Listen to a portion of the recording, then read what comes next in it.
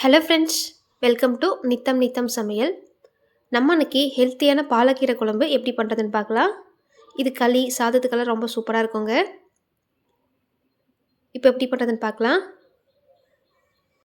அதுக்கு நான் 1/2 கப் துவரப்பருப்பு எடுத்துகிட்டு நல்லா கழுவிட்டு ஒரு 10 நிமிஷம் போல் ஊற வச்சுருந்தேன். இப்போ நம்ம அதை வேக வச்சுக்கலாம். பருப்பு வேகும் போதே இது கூட 2 தக்காளி சேர்த்துக்கலாம். 3 சின்ன வெங்காயம், 6-7 பூண்டு சேர்த்துக்கலாம். இது கூடவே பச்சை மிளகா, அப்புறம் 1/4 டீஸ்பூன் மஞ்சள் தூள் சேர்த்துட்டு இதை நல்லா கலக்கி விட்டுக்கலாம். பருப்பு வேகட்டுங்க. அப்புறமா நம்ம இதில் கீரை சேர்த்துக்கலாம். பருப்பு வேகும்போது இந்த மாதிரி மேலே நுர மாதிரி வருங்க. நம்ம அதெல்லாம் வெளியே எடுத்துடலாம்.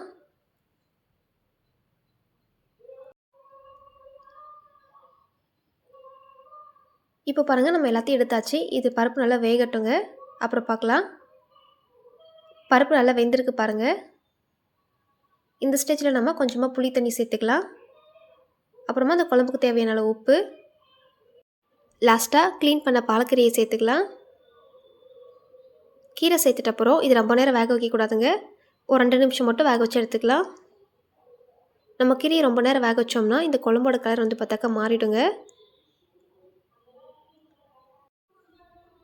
இது நல்லா மிக்ஸ் பண்ணி விட்டுட்டு 2 நிமிஷம் போல் வேக வச்சு எடுத்துக்கலாங்க.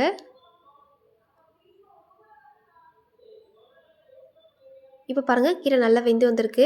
இந்த ஸ்டேஜில் ஸ்டவ் ஆஃப் பண்ணிடலாம்.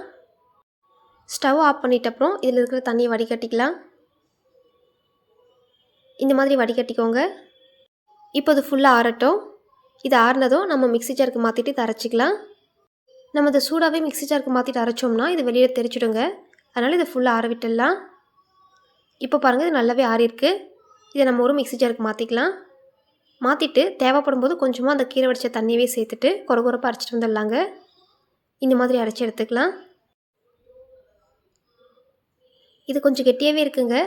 நம்ம இதில் கீரை வடித்த தண்ணியை சேர்த்துட்டு நம்ம மிக்ஸ் பண்ணிக்கலாம். உங்களுக்கு அந்த குழம்பு எவ்வளோ திக்னஸ் வேணுமோ அந்தளவுக்கு தண்ணி சேர்த்துட்டு நீங்கள் மிக்ஸ் பண்ணிக்கோங்க.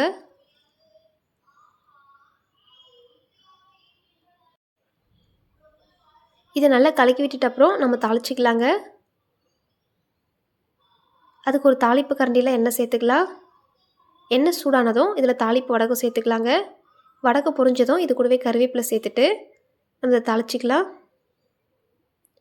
இப்போ குழம்புல சேர்த்துட்டு நம்ம இதை மிக்ஸ் பண்ணி விட்டுக்கலாங்க.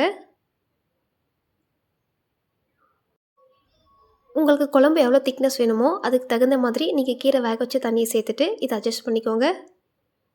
இந்த வீடியோ உங்களுக்கு பிடிச்சிருந்தா லைக் அண்ட் சப்ஸ்கிரைப் பண்ணிக்கோங்க. நெக்ஸ்ட் வீடியோவில் பார்க்கலாம்.